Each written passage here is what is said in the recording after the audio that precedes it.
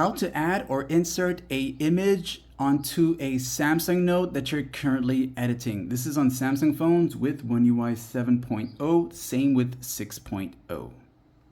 To give you an idea of how this works, let's just say you're typing, whatever it is that you're typing there, and suddenly you realize you want to have an image on your Samsung Note to make things stand out a bit more. So the first thing you're going to do is tap on this plus right up here at the right top.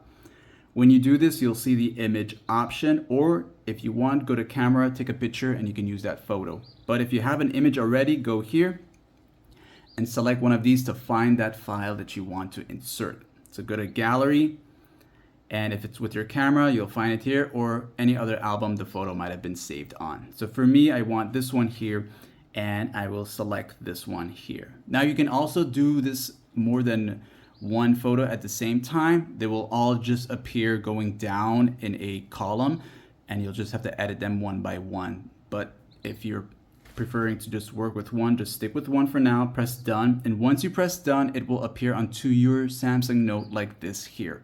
In this view mode here, you can adjust the size of it by pulling on the little white circles here. And you also have the option to crop it if you need to. So let's just say you tapped away, and then you realize there's a part of this photo that you just don't need. So just tap on the photo again. The crop option will show up here.